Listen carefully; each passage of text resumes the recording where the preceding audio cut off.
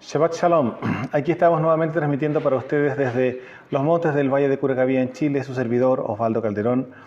Y como vimos el Shabbat anterior, ¿no es cierto?, con respecto a cómo se están organizando todas las cosas para la restitución, para volver justamente toda la nación de Israel, volver a su centro, volver justamente a la voluntad del Padre, ¿no es cierto?, puesto que por causa de nuestros antepasados, la rebelión de nuestros antepasados, justamente fuimos desterrados. Y no es casualidad porque hoy día estamos en Chile, en Argentina, en muchas naciones.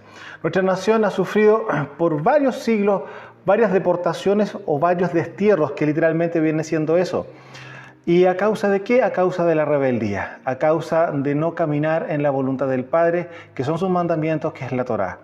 Ahora, cuando bien sabemos que Mashiach vino a buscar lo que se había perdido, claramente era la nación de Israel completa que se había perdido, puesto que solamente quedaba un pequeño remanente, la casa de Judá, ¿no es cierto?, en el sur de Israel, el cual justamente todavía seguían ellos manifestando y enseñando Torá. Pero ya con la llegada de los griegos, hubo una distorsión en la enseñanza de la Torá y aparecieron justamente varios tipos de enseñanzas, muchas filosóficas claramente por la influencia, y de ahí en adelante aparecieron una variedad, ¿no es cierto?, distinta de, entre comillas, sabios de Israel.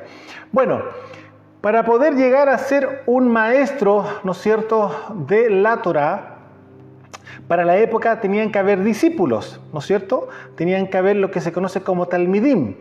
Y es hoy día justamente eso lo que vamos a conocer, hoy día vamos a escudriñar y vamos a ver si efectivamente eres un talmidim o un talmid del Mesías. Porque talmidim vendría siendo la palabra plural de talmid, que significa discípulo o estudiante. Talmidim es discípulos. Entonces la pregunta, ¿para qué Mashiach iba a hacer discípulos? Porque tenía que justamente enviar a estos 12, ¿no es cierto?, emisarios a entregar Torá a todas las naciones donde había casa de Israel. Y es justamente eso lo que hoy día vamos a revisar. Y vamos a ir primeramente revisando qué es un talmid conforme al hebreo. La palabra talmid, que significa estudiante o discípulo, de esta misma palabra aparece la palabra Talmud. ¿Se da cuenta?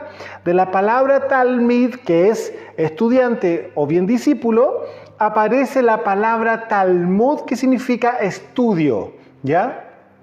Claramente el Talmud que nosotros conocemos, que existe uno de Jerusalén y uno de Babilonia, claramente está hablando de una interpretación rabínica con respecto a la Torá. Entonces, ¿qué es lo que estamos viendo en el Talmud? Una interpretación, no una revelación. ¿Se entiende la diferencia, no es cierto? Cuando uno tiene la revelación de la Torá, es algo que si uno lo tiene por revelación a cientos de miles de kilómetros o a millones de distancias, va a haber la misma revelación. ¿Por qué? Porque si es revelación es porque viene por parte del cielo, o sea, por causa del Ruach HaKodesh. Pero si es una interpretación, claramente está muy de la mano o bien respaldada por el espíritu de Grecia a nivel filosófico. Entonces, entendemos que la palabra talmid, que significa estudiante o bien discípulo, que es así como nosotros lo conocemos, tiene en este caso particular 4 letras particulares. ¿Por qué digo 4 letras? Porque resulta que tenemos que conocer y entender que en el original hebreo no existen las vocales, solamente existen las consonantes.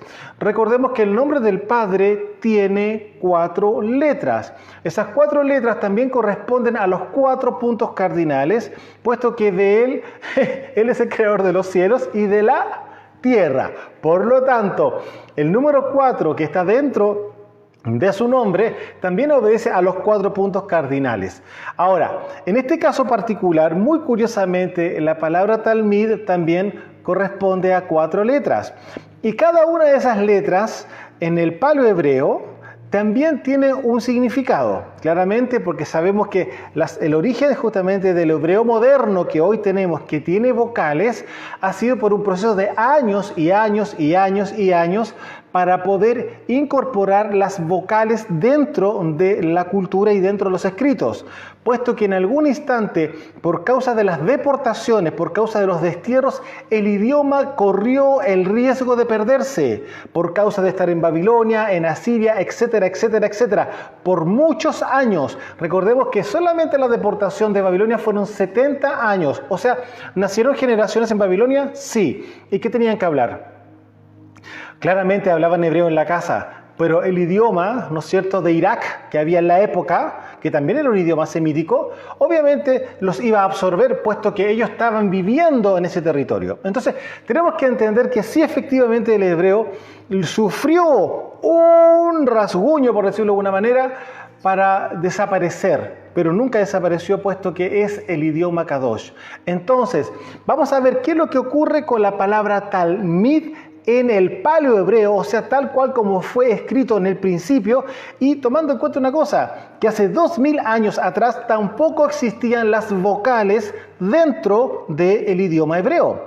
Por lo tanto, estas mismas 4 letras corresponden a algo extraordinario que hoy día vamos a develar y vamos a entender, y luego de eso vamos a hacer la pregunta que hicimos al principio. ¿Eres un Talmid de Mashiach? Vamos empezando por la letra T de Talmid, ¿ya? La letra T de Talmid también corresponde a la letra T, pregúntenme de qué, de Torah.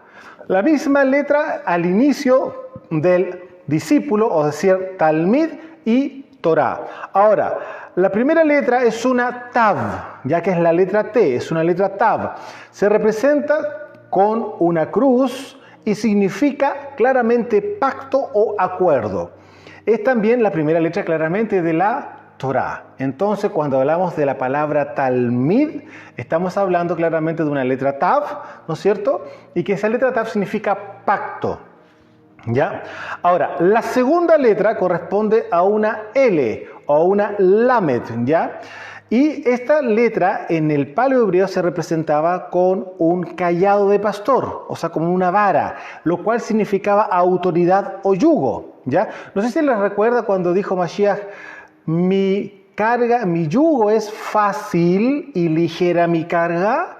¿Les suena ese pasaje? Bueno, aquí estamos hablando de eso. Un pastor siempre usaba un bastón como símbolo de autoridad, pero que también era usado para dirigir, jalar o empujar a sus ovejas en la dirección correcta. Estamos hablando muchas veces de disciplina. Usted podrá entender también que la palabra discípulo viene justamente de esa misma raíz que es disciplina. Entonces, pero la letra, y ahí, ¿cómo se llama? Estamos viendo que tenemos 2 letras ya, la T, la Tav, y la Lamed, ¿ya? La primera habla de pacto, ¿no es cierto? Y la segunda habla de autoridad, que vendría siendo el cayado del pastor, ¿no es cierto?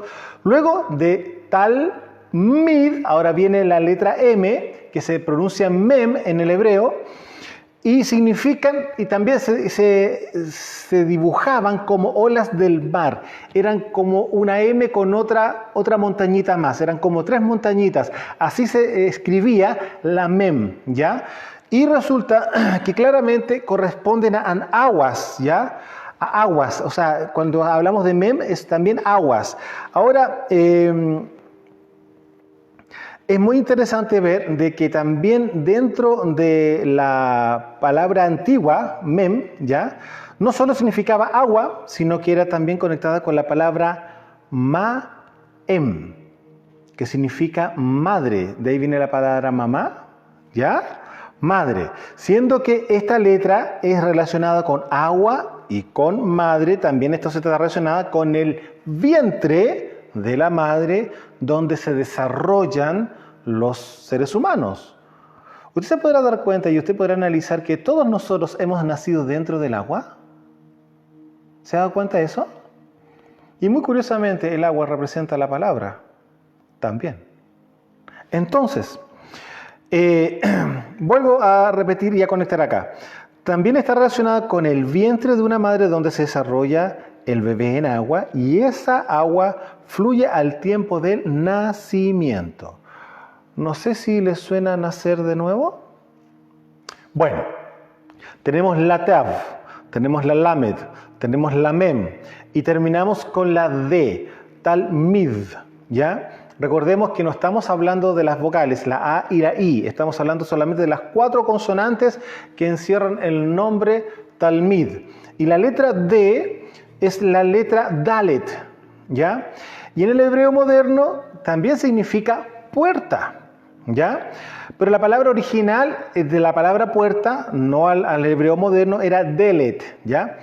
En el hebreo pictográfico, en antiguos dibujos era también como una puerta colgante en una carpa. Era una carpita y había como una puerta colgante. Esa era la forma en que se escribía justamente la letra D, ¿ya? La letra Dalet. Entonces tenemos la Tav, tenemos la Lamed, tenemos la Mem y tenemos la D. 4 letras, Talmid. Ahora, si nosotros leemos el pictográfico, si leemos el paleohebreo conforme a los dibujos, conforme a las señaléticas que implicaban, ¿qué es lo que podríamos leer? Entonces, que un Talmid en el paleohebreo se podría decir que es una persona que conoce la Torá, que es el pacto. Recordemos la Tav, ¿no es cierto? La primera letra, Talmid, pero resulta que la Tav también significa pacto porque es pacto o acuerdo. Entonces, el discípulo, o en este caso el Talmid, es quien conoce la Torá, que es el pacto, acepta la autoridad de Mashiach, el callado, y nace de nuevo por la revelación de la Torá, que es el agua, y entra por la puerta que vendría siendo Mashiach. Él mismo dijo, yo soy la puerta de las ovejas, ¿sí o no? Y el que por mí entre será salvo. ¿Por qué? Porque también él mismo dijo, angosta es la puerta o estrecha es la puerta a la vida y ancha la puerta a la perdición.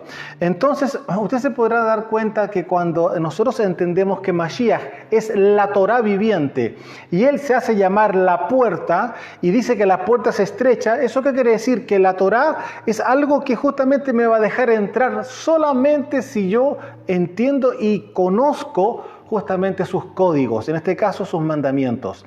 Entonces, cuando estamos viendo que un talmid, un discípulo, es una persona que primeramente, si es discípula, es porque quiere llegar a ser como su maestro. Ninguna persona se pone bajo la autoridad de una persona para que le enseñe porque sí. Es porque hay un anhelo en el corazón de claramente llegar a desarrollar lo que esa persona está enseñando. Entonces, en este caso particular, si nos remontamos a los 12 discípulos, o bien digamos a los 11, porque bien sabemos que había uno que era hijo de la serpiente, solamente para que se cumpliese la escritura, habían 12, ¿no es cierto? Pero de esos 12 quedan 11 y esos 11 discípulos, ¿qué es lo que estaban buscando? Ser igual a su maestro. Ahora, cuando una persona se hace discípula, en algún instante tendrá que egresar. Ninguna persona pretende entrar a estudiar algo para no terminar el estudio, porque claramente si entró a estudiar eso es para poder egresar eventualmente de su estudio. Ahora, en este caso vamos a ver lo siguiente. Si nos vamos a Mateo capítulo 5, verso 17 en adelante, vamos a ver lo que justamente Mashiach estaba haciendo y lo que siempre hizo y lo que nos dejó como delegación o como una responsabilidad, que es justamente con lo que vamos a ir cerrando. Entonces recordamos, un talmid, un discípulo, es una persona que conoce la Torá, que es el pacto, acepta la autoridad de Yahshua HaMashiach, ha tenido el nacimiento de nuevo por causa de la revelación justamente de la Torá, que es el agua, y claramente eso le da la posibilidad de poder entrar por la puerta de las ovejas, porque no va a entrar por otro lado porque conoce cuál es la puerta, y la puerta es Mashiach. Por lo tanto, si Mashiach es la Torá viviente, ¿y por qué se le llama la Torá viviente? Porque él no pecó. Si él hubiese pecado, no hubiese sido la Torá viviente. La Torá viviente es por causa de que cada uno de los mandamientos que están escritos para que un varón las cumpla, él las cumplió. Porque hay Torá para las mujeres, hay Torá para el matrimonio, hay Torá para la parte comercial, hay Torá para el campo. O sea, amado, ¿se puede dar cuenta usted que estamos hablando que son las instrucciones para una nación? No solamente para una conducta personal de una persona. Estamos hablando de una nación. Y por eso también hay Torah para los juicios. Entonces, cuando nosotros logramos entender que la Torá claramente abarca un abanico impresionante de detalles, de situaciones, claramente para que haya justicia en medio de una nación, obviamente e inevitablemente tenemos que ir, por decirlo de alguna forma, corriendo a conocer, a saber, a estudiar, porque resulta que conforme a esa medida es como se va a medir a todas las naciones el día de mañana en el día del juicio. O la pregunta es la siguiente: ¿cómo cree usted que van a ser evaluadas las naciones paganas, las naciones idólatras, las naciones que hacen brujería, hechicería, que roban, que matan, que levantan leyes para la muerte, en este caso aborto particularmente? ¿Qué cree usted? ¿Bajo qué ley se van a ser ellos juzgados y van a ser culpables o inocentes? ¿Bajo qué ley? Bajo una sola ley, la Torá. Entonces, vamos a Mateo capítulo 5 y palabras de Mashiach, de nuestro rey, dice claramente en el verso 17: no penséis que he venido para abrogar la Torá o los profetas. No he venido para abrogar, sino para completar. Está mal traducido, cumplir. Él viene a completar la Torá. Porque de cierto os digo que hasta que pase el cielo y la tierra, o sea, estamos hablando de la tercera semana, cielos nuevos y tierra nueva, ¿no es cierto? Ni una yod ni una cost pasarán de la Torá.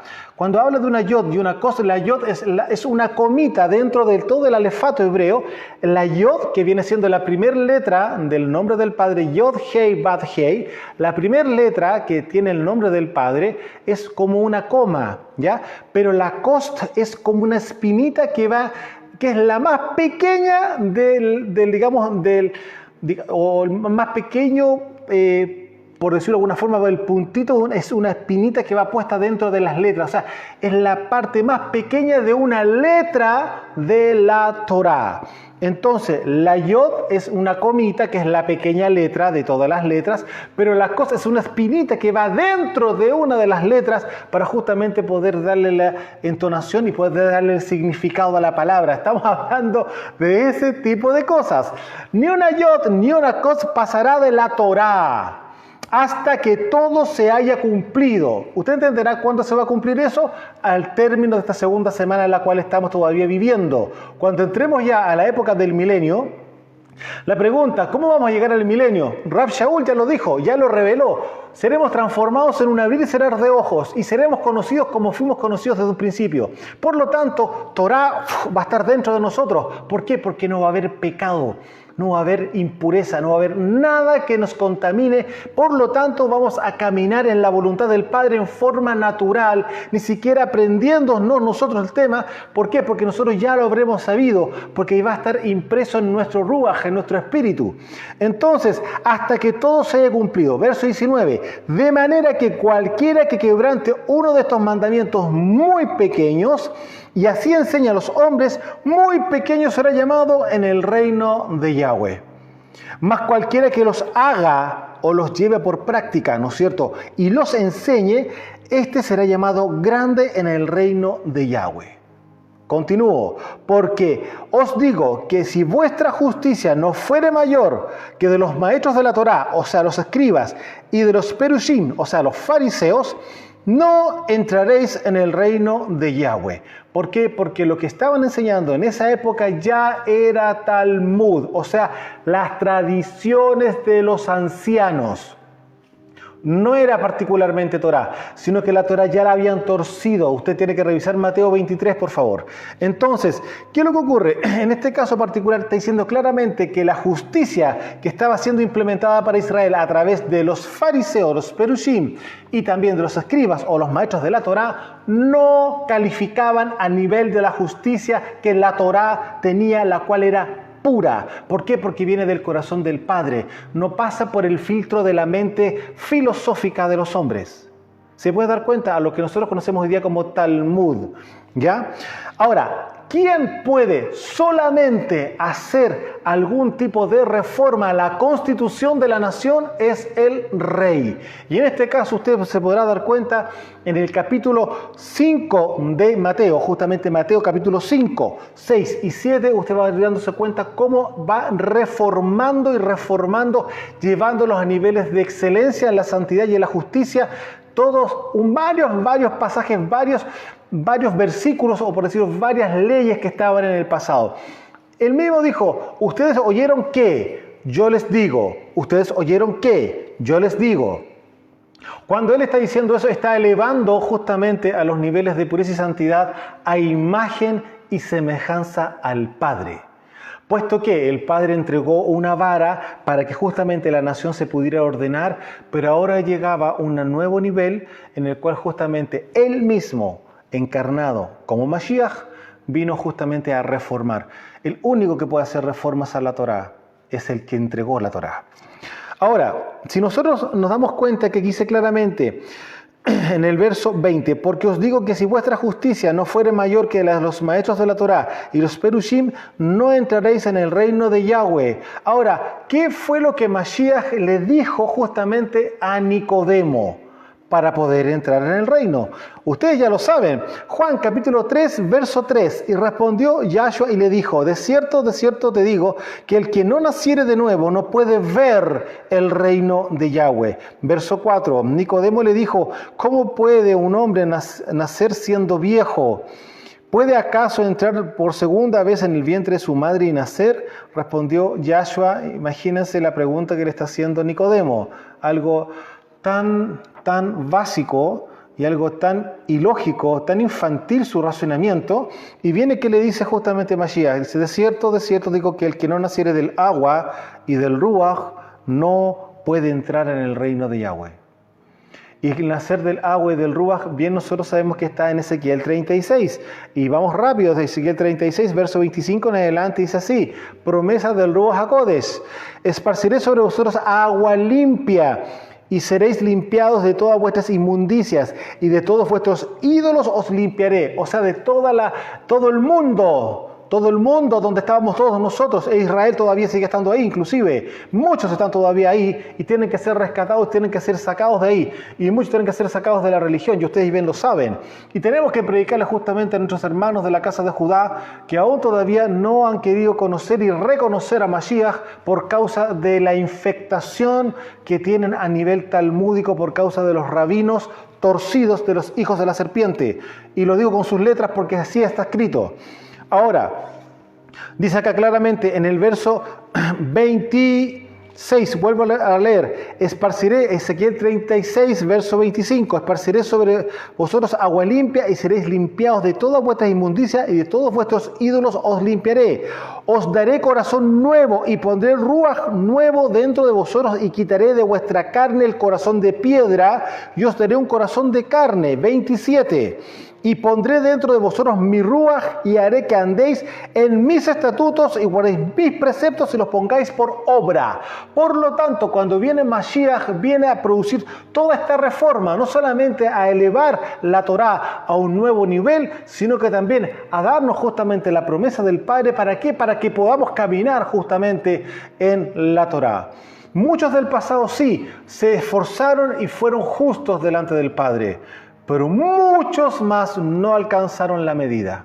No alcanzaron la medida, porque una de las cosas que Mashiach vino a traer justamente fue la liberación. Y esa liberación esa liberación daba la habilitación para poder entrar justamente a caminar en la voluntad del Padre. Pero una cierta parte, el resto era el oficial arrepentimiento y la llenura del Ruach HaKodesh para empezar a caminar justamente en los mandamientos. Ahora, si nosotros seguimos viendo en Mateo 22, verso 15 en adelante, aquí vamos a ver lo siguiente. ¿Qué es lo que está ocurriendo con Mashiach? ¿Ya? ¿Qué es lo que está pasando con él? Hay un alboroto cerca de él y vamos a ir viendo justamente ciertas cosas que lo van a diferenciar a él. Entonces, en el Mateo 22, verso 15, dice, entonces se fueron los perushim. Perushim son los fariseos. Ahora, la palabra perushim en el hebreo significa los separados. Hoy día se habían separado del mundo, ¿ya? Y se habían apartado para poder estudiar Torah y estudiar el Tanaj, ¿ya? Pero filosóficamente, ese es el gran error. No claramente por causa del Ruach HaKodesh, pero la intención era buena. Pero tenían que borrar y votar todo lo que no correspondía conforme a la Torá. Entonces, dice acá, en Mateo 22, verso 15, entonces fueron los perushim, ¿no es cierto?, y consultaron cómo sorprender a Yahshua en alguna palabra, y le enviaron los discípulos de ellos y a los herodianos. La pregunta, ¿quién eran los herodianos? Los herodianos eran un partido político religioso que, pregúnteme qué, era a favor de Herodes. Por eso eran herodianos. Entonces los herodianos iban conjuntamente con unos discípulos justamente de los perushim, ¿ya? Y diciendo, Rabí, observen, miren lo que está pasando acá. Rabí, sabemos que eres amante de la verdad y que enseñas con verdad el camino de Elohim, o sea, la Torá. Y que no te cuidas de nadie porque no miras la apariencia de los hombres.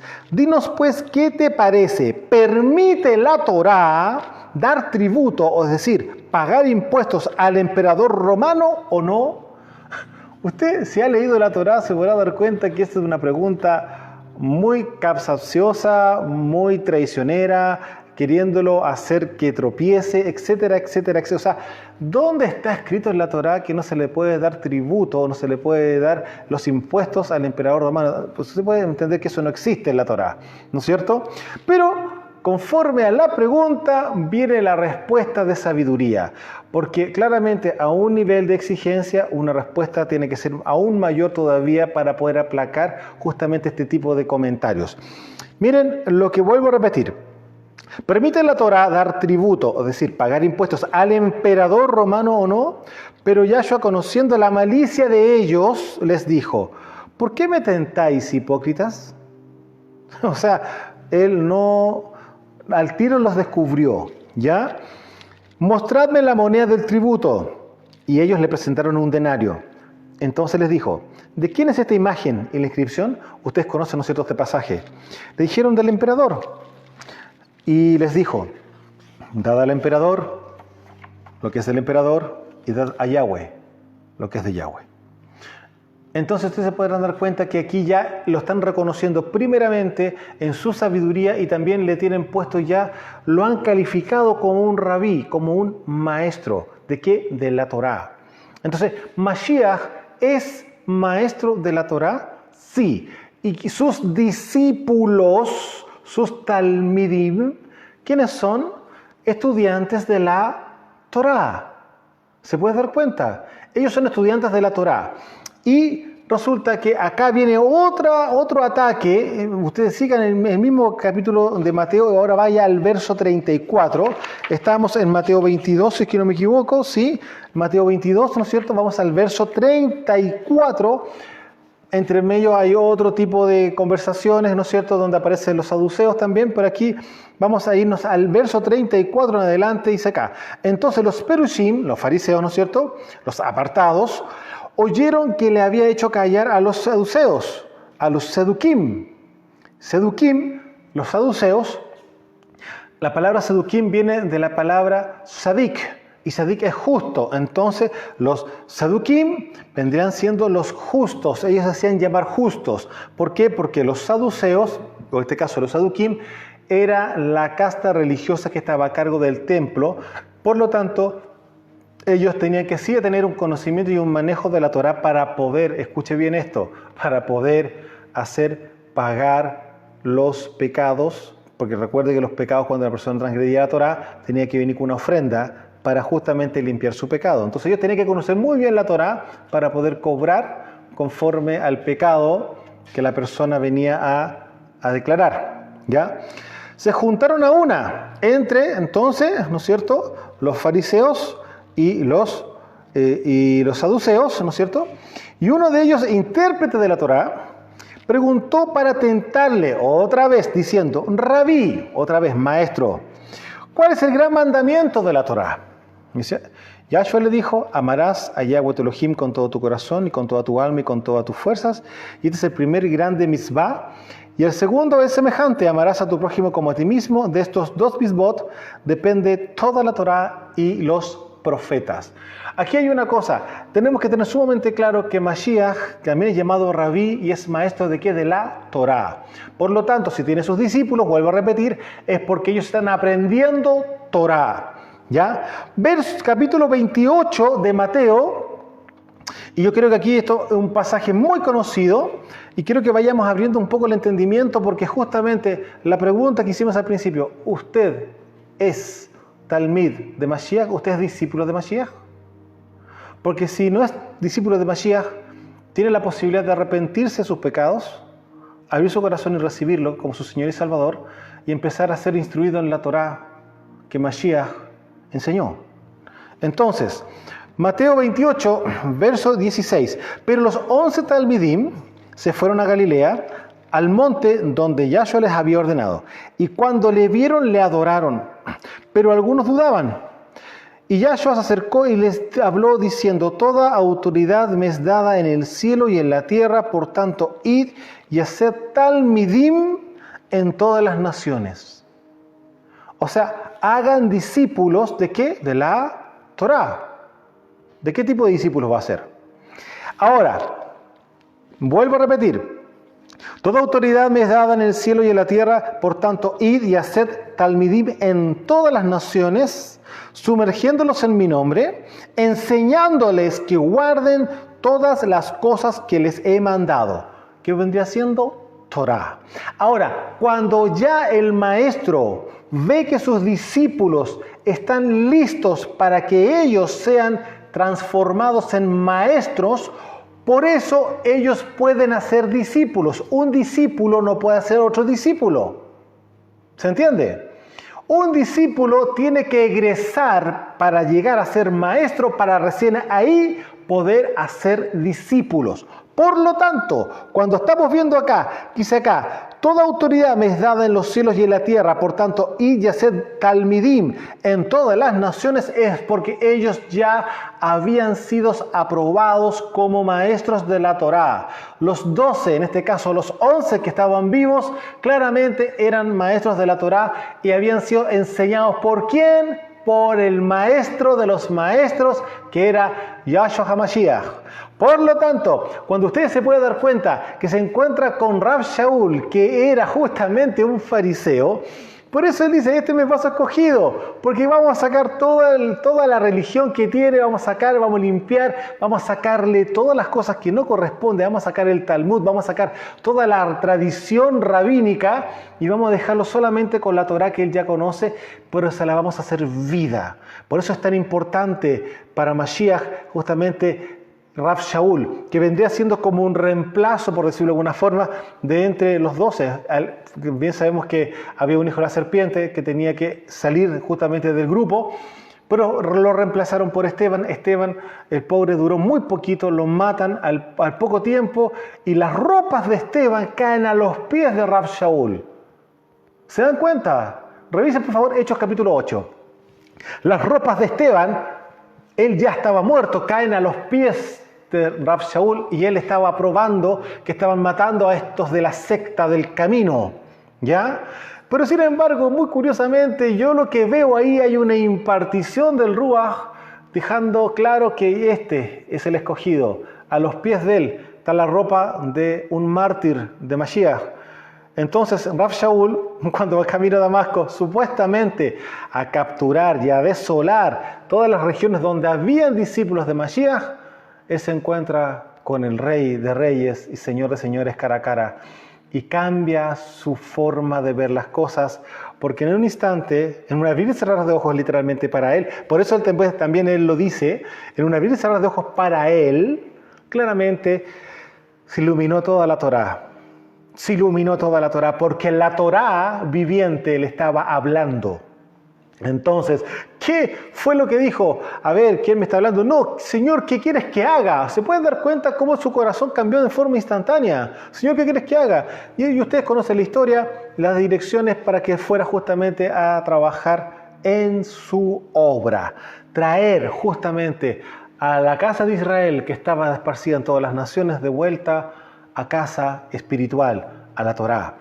Entonces, vemos acá, vuelvo a repetir el verso 20, enseñándoles, dijo Mashiach, ¿no es cierto?, a los discípulos, que en este caso ya estaban siendo transformados en maestros de la Torá y eran enviados, ¿no es cierto?, apóstoles, la palabra apóstol es una palabra enviado, es griega, ¿no es cierto?, enseñándoles que guarden todas las cosas que les he mandado, o sea, la Torá. He aquí yo estoy con ustedes todos los días hasta el fin del mundo. Ahora, yo les quiero preguntar una cosa, ¿en cuánto tiempo una persona que está siendo discípula de la Torá es egresado como maestro? Ustedes saben cuánto tiempo estuvo Mashiach, ¿no es cierto?, ministrando desde el momento que él fue sumergido por Yohanan, por su primo, ¿no es cierto?, Yohanan. Y cuando él sale de las aguas, ¿no es cierto?, este es mi hijo amado en quien me complazco, en quien tengo complacencia. Bueno, de ahí en adelante nosotros sabemos que fueron 3 años y medio aproximadamente el ministerio de Mashiach. Y durante ese tiempo eligió a sus discípulos, a su talmidim. Ahora, yo los voy a llevar a hoy día, dentro de Israel. Miren lo que dice justamente, yo consulté, pregunté cuánto tiempo una persona puede transformarse en un maestro de la Torá. Y esta fue la respuesta.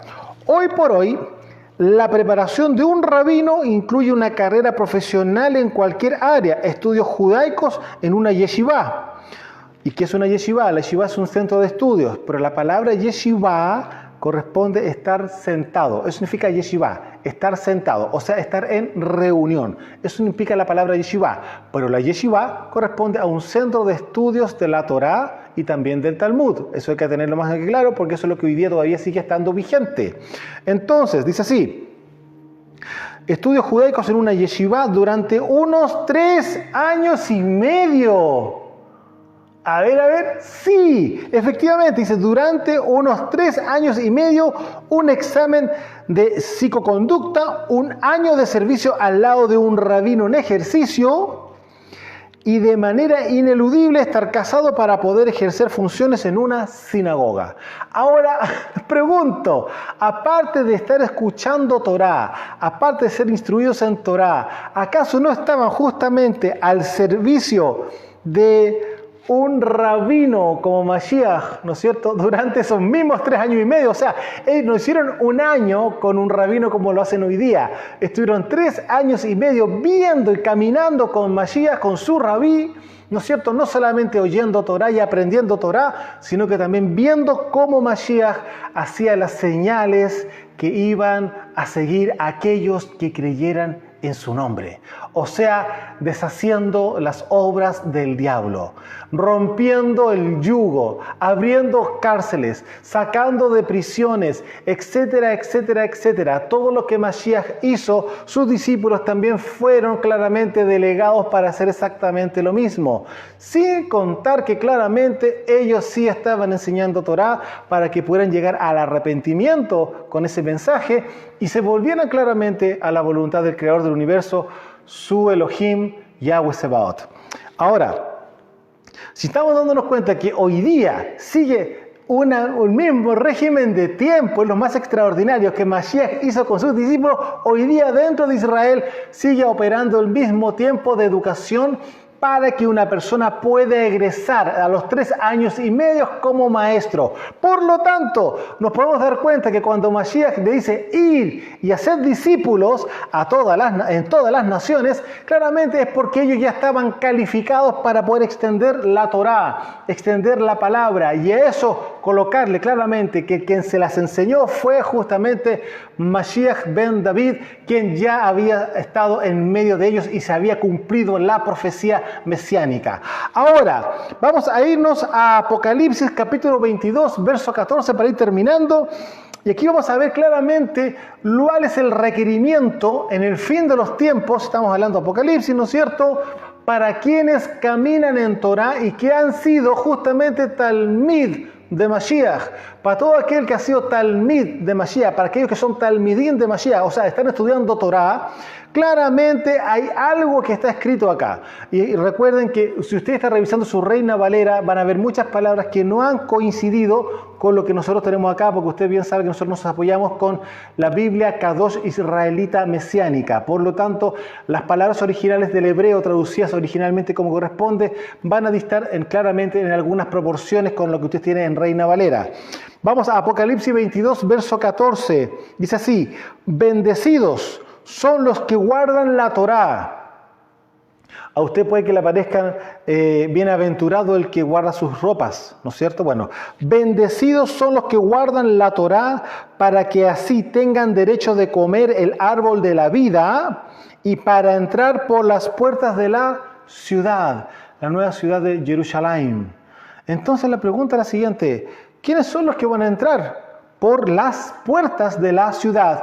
Primeramente, dice claramente, todos aquellos que guardan Torá. Si usted no está guardando Torá, arrepiéntase y póngase a cuentas con el rey y empiece a estudiar Torá y empiece a caminar en Torá, guarde Shabbat, cumpla con las fiestas, disfrute y entienda las fiestas, porque los tiempos espirituales y los portales espirituales están establecidos en las fiestas de Yahweh. No son las fiestas de Israel, son las fiestas del Padre, que las celebra su pueblo Israel, el cual somos nosotros. Y por lo tanto, claramente, Shabbat es parte dentro de las fiestas de la semana, porque tenemos las fiestas mensuales y tenemos las fiestas que vienen claramente en las estaciones del tiempo del año, ¿no es cierto?, que nosotros tenemos dentro del año.